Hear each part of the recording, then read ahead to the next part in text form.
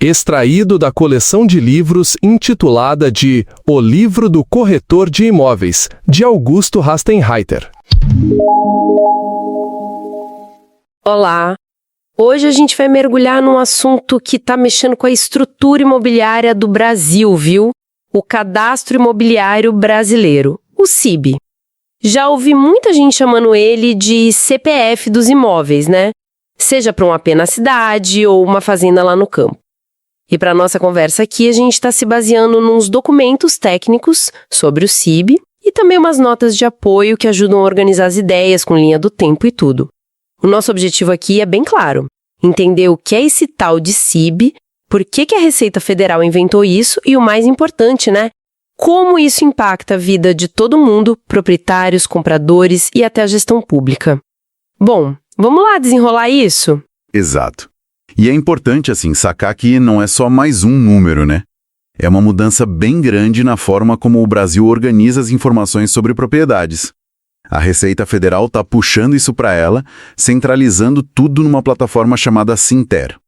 É o Sistema Nacional de Gestão de Informações Territoriais. Certo. Então, vamos começar pelo básico mesmo. O que define esse Sinter? O material que a gente viu descreve ele como um código único, sabe? Com letras e números gerado lá pelo Sinter para identificar cada imóvel direitinho, sem confusão. A ideia do CPF dos imóveis parece que pega bem a essência, né? Pega sim. E o interessante aqui é a ambição por trás disso, né? Antes era uma bagunça. Cada município com seu cadastro, o INCRA com o dele para os rurais, tudo meio separado. O Sinter vem para tentar costurar tudo isso, centralizar, padronizar numa base nacional única e espera-se confiável. É muito esforço para juntar informação de imóvel urbano e rural sob um código só. E como isso está funcionando na prática? As notas que a gente tem aqui falam de uma diferença importante entre o campo e a cidade. Nos imóveis rurais, parece que o CIB entrou no lugar do antigo NIRF, aquele número da Receita por Imóvel Rural. A mudança é aos poucos, mas quem cadastra um imóvel rural hoje já sai com o CIB. É isso. Isso mesmo. Para o rural é uma substituição mais direta. O NIRF deixa de existir para novos cadastros e o CIB assume. Tá. E na cidade? Como fica? Pelo que eu entendi, para o imóvel urbano é diferente. O CIB não some com o número da prefeitura, tipo do IPTU. Ele funciona mais como um código nacional que se liga a esse cadastro municipal. A informação da prefeitura vai para o Sinter usando o CIB para conectar. Exatamente. E aí, né, que mora um dos grandes desafios. Porque isso depende totalmente de cada prefeitura conseguir tecnicamente se conectar ao Sinter e mandar os dados. São milhares de municípios no Brasil. Fica a pergunta, será que isso não vai criar uma desigualdade?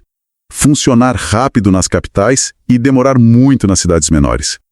É um ponto logístico e tecnológico bem complicado. É uma preocupação real, sem dúvida. E que tipo de informação que fica ligada a esse código CIB?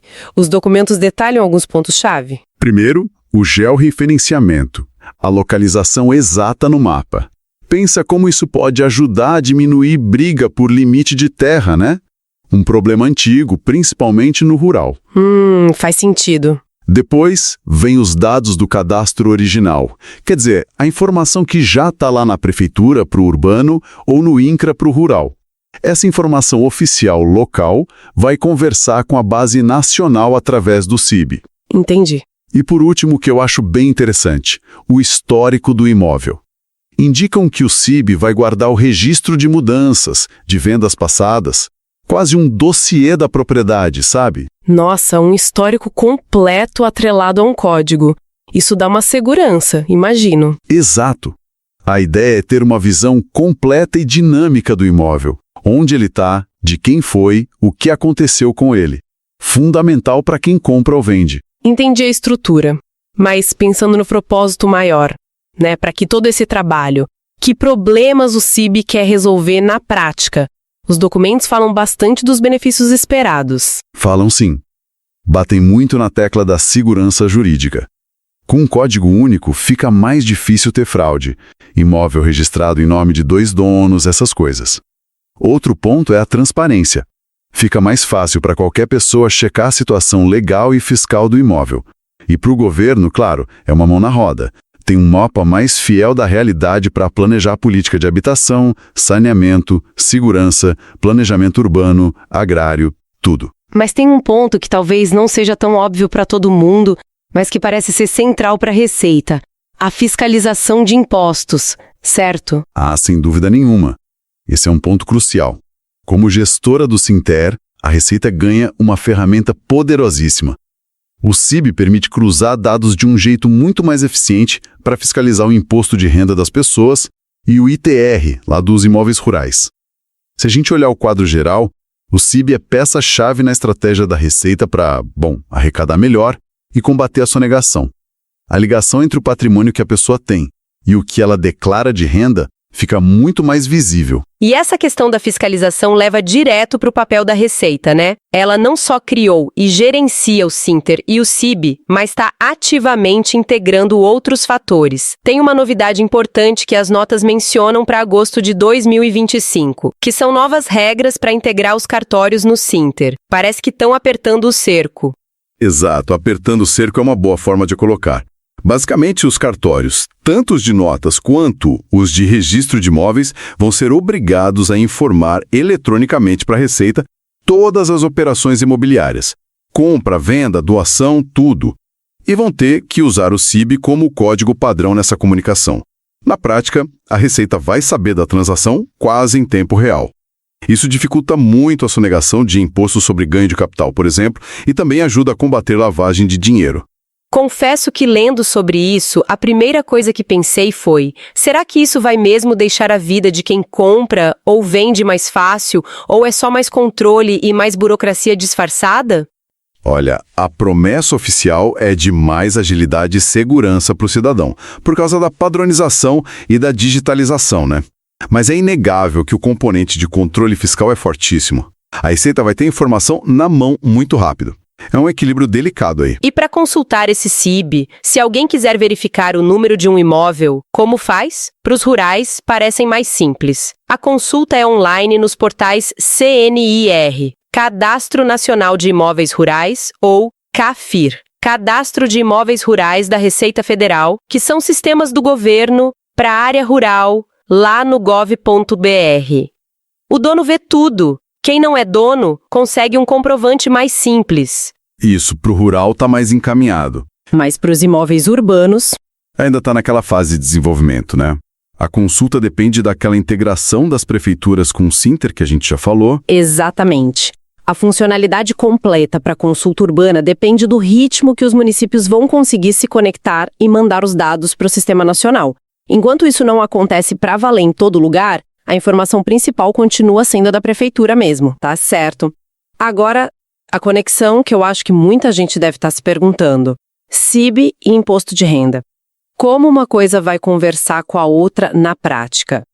As fontes que a gente analisou deixam bem claro que a intenção da Receita é usar o CIB para bater as informações da declaração de IR com o que está registrado lá no Sinter. O cruzamento é para achar inconsistência, basicamente. Pensa assim: a pessoa não declara o aluguel recebido no IR. Mas lá no Sinter, o imóvel dela está marcado como alugado, uma informação que pode vir de um contrato registrado, sei lá. Opa, alerta para a Receita. Ou então o valor do imóvel declarado no IR parece muito baixo, sabe? Ou incompatível com a renda que a pessoa declara ter. Ou imóvel que simplesmente nem aparece na declaração. É esse tipo de batimento de informação que o CIB vai facilitar e muito para a Receita Federal. Entendi. E para não ter confusão, um ponto que os documentos reforçam bastante: o CIB é uma coisa, a escritura e o registro no cartório são outra, né? Ele não substitui esses documentos. De jeito nenhum. Essa distinção é crucial, fundamental mesmo. A escritura pública que você faz no tabelionato e o registro dela na matrícula do imóvel, lá no cartório de registro de imóveis, esses continuam sendo os documentos que provam quem é o dono, legalmente falando. O CIB não muda quem é o proprietário. Ele funciona mais como uma etiqueta nacional, entende? Um código que junta, que integra as informações que vêm desses registros e de outros cadastros da prefeitura, do INCRA, da própria Receita. Facilita a gestão, a consulta e, como a gente viu, a fiscalização. Mas a prova de propriedade continua sendo a escritura registrada. Bem esclarecido. Ótimo. Então, para a gente amarrar as pontas, o CIB é essa tentativa grande de modernizar como o Brasil lida com informação de imóvel. O foco é trazer mais transparência, segurança nas transações e, claro, eficiência para a gestão pública e para a fiscalização de impostos. A Receita Federal está no comando disso, centralizando os dados no Sinter e puxando os cartórios para essa integração, o que mexe diretamente com como as transações são vistas pelo fisco e como os impostos são cobrados. E, claro, ajuda no planejamento de políticas públicas. Perfeito. E acho que como reflexão final para quem nos ouve, vale pensar, agora que a gente está vendo essa infraestrutura unificada de dados imobiliários e fiscais se formando em torno do CIB, qual será o próximo passo? Que outras possibilidades podem surgir a partir dessa base de dados nacional sobre o nosso território? É algo para a gente ficar de olho nos próximos anos, com certeza.